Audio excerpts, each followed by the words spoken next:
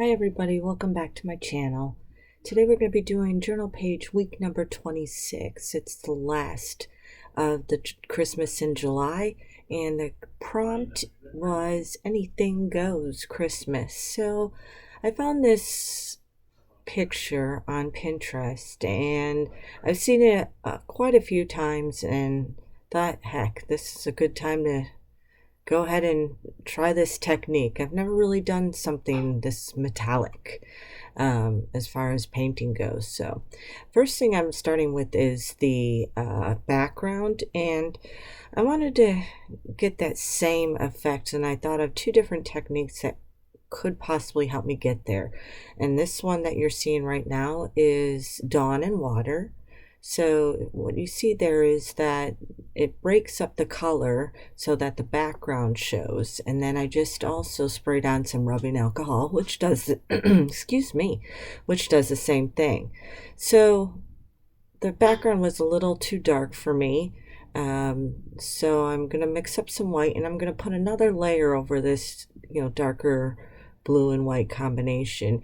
And I'm going to do the two processes once again, hoping that the same thing will happen where the majority of it's going to stay light, and then the blue will come shining through or showing through from underneath when I drop the Dawn and the rubbing alcohol.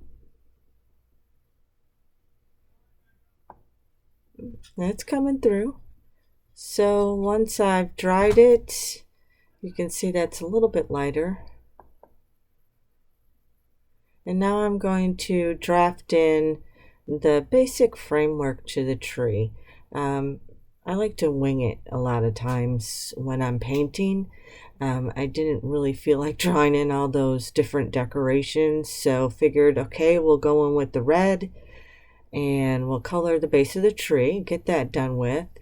And then after that, I figured I would gesso in the rest of it and then cover that with the metallic paints. So like I said, going in with the Postbox red and just painting this in, trying to stay within the lines. It's not a big deal if I go over them because you really can't see those lines anyway. And this is an inspiration photo. I'm not trying to make it exact. I'm just trying to basically see if I can make this tree look metallic like it is, steampunky in the inspiration photo. So here's where I'm coming in with the gesso.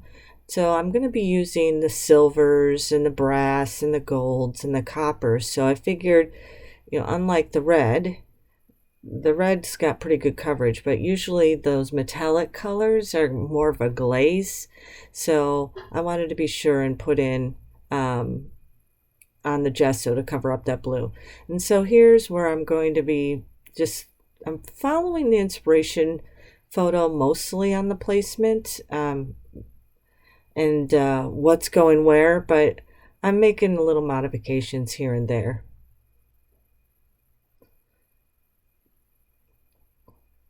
And again, just going in with the gesso, get that nice light base coat. And thought that corner needed something, so added a little, I don't know what that is, exhaust pipe, a horn, I don't know. So now I'm coming in with my darker of the silver, I don't know, the darker of the silver metallic pieces. And just putting that in here and there. Again, leaving, white, leaving the gesso where I want it to be the lightest.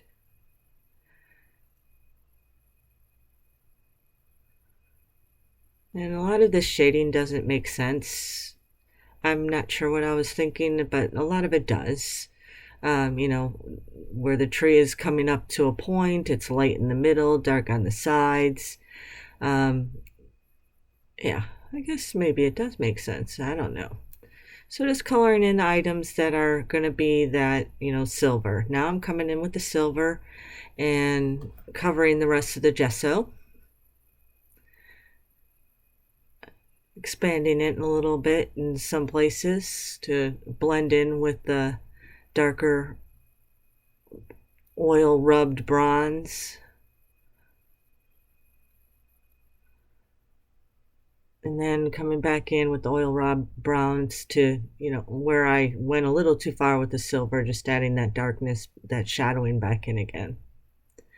Blending it in. Blend, blend, blend.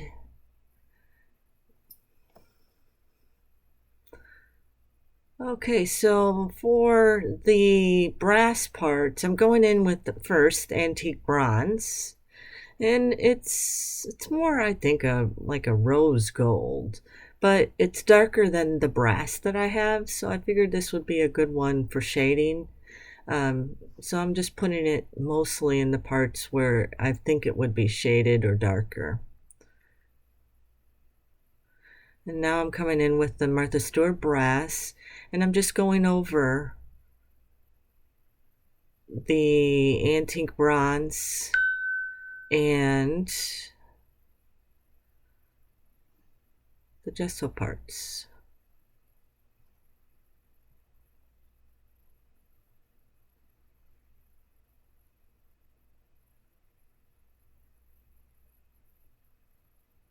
This was a really fun project to do, actually.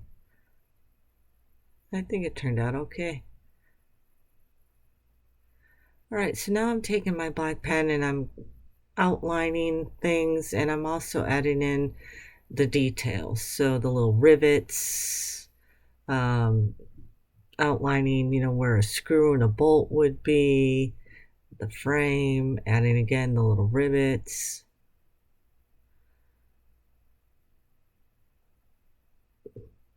So adding rivets in the silver parts, and then just making these shapes into things. Oh, and adding some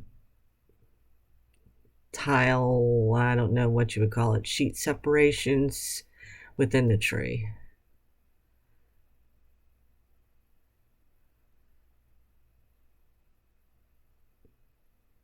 So this is some sort of pipe that's going in under the frame. So just adding in the little sections of that pipe like the inspiration photo does. This middle piece that I'm working on right now, only it's quite small in the inspiration photo, and it's just a plain pipe, but I'm adding some lines in it and rivets in it because I made mine quite a bit thicker. This is a key that's in the inspiration photo in the same place. Well, I'm not sure if I think these are bells. And this is, I don't know, an exhaust pipe or a foghorn. I don't know what that one is. That's my own creation. So then you have the clocks, like the stopwatches, which I'm working on right now. Then the brass topping, and of course the star. Another bell. And I think these bells are, you got the back of the bell showing and the front of the bell showing. I think they're all bells. I don't know. I'm just drawing them. I'm just going off of what the inspiration photo looks like. And I'm pretty sure that's what those are. It's crazy to me how just adding just a little bit of outlines to separate all the different pieces makes a huge difference in the dimensionality of this. It's starting to come out like a 3D.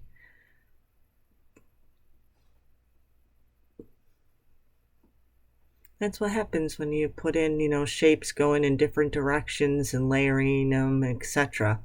So going in with a darker red and just putting some shading around the outsides of the tree, and that gives you the impression and some tangerine, dream, some orange, where I think it would be, coming towards me. So that also adds to, the dimensionality of it. So this is where the dimensions and the textures really come in, is this is the floating acrylic.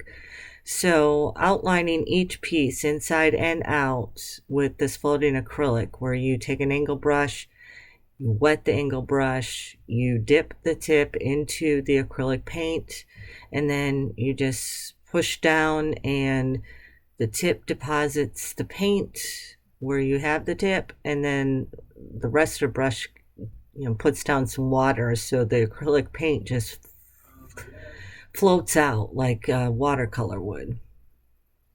And to me, this is where it's really starting to look three-dimensional. So you're getting these shadows.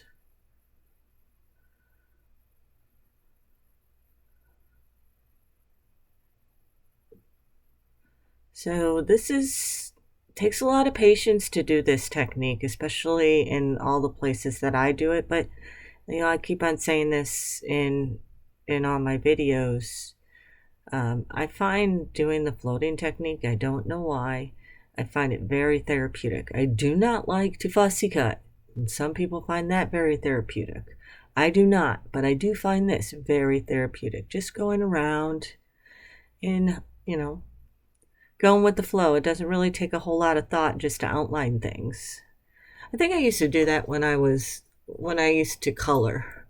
In the coloring books when you were younger, you would outline it, and then you would color lighter in the middle, inside the outlines.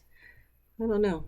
I've just definitely like the floating acrylic technique, especially in this case, because it's just adding that, I don't know, the Pantene, just that aged steampunk, dirty kind of feel to this tree, which is what I was hoping to get.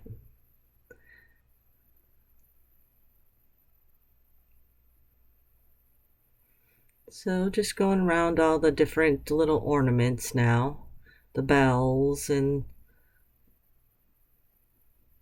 the pipes and their little holders.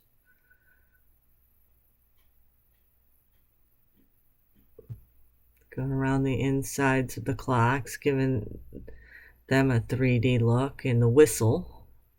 I think that's what that is, like a whistle, or I don't know, a vent of some sort. I really like that piece. The key. Apparently it starts to tree up. I don't know. I'm just drawing it.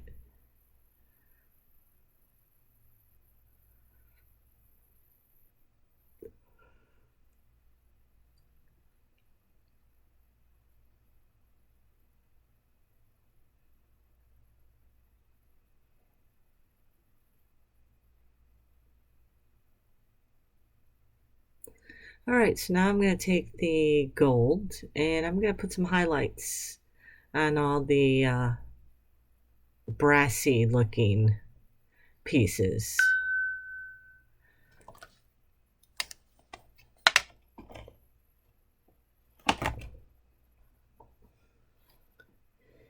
And now I'm just adding some copper.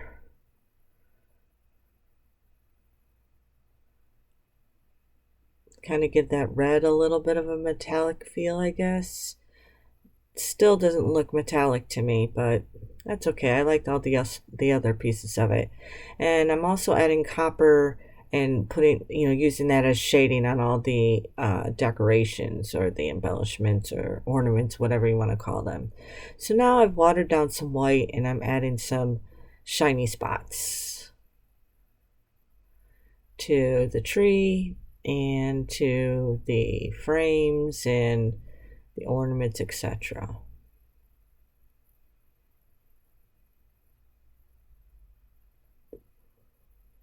And then I'm just putting in, I call these the motion indicators. So just where the bells might be shaking, you put 3 little lines. Where there might be air or sound coming out, you put the puff of smoke or something like that. So now I'm adding the spray gloss splatters for like snow, and filling in the little smoke with the oil rub bronze, and then doing my frame. To me, for some reason, just to me, it doesn't seem complete unless there's a frame around it. Don't know why. I think again it's a preference.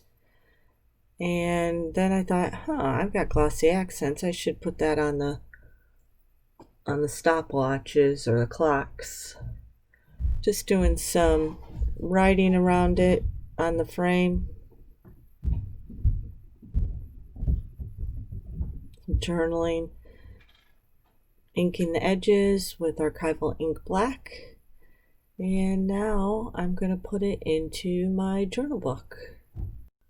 So just writing on the pre-made tags that I have that it's week 26 and it's anything goes is the prompt. Removing the double-sided tape that I already have in there, adding some glue, and that's it. I'll decide probably next week if I'm going to make a new one or not, or keep adding to this one. It's getting pretty thick. But thank you guys for watching. Stay tuned. Next week's prompt, or actually this week's prompts, are chewing gum, office supply, and something sparkly, so it should be an interesting one. Have a wonderful night or day, whichever it might be. Thanks for watching again, guys. Bye.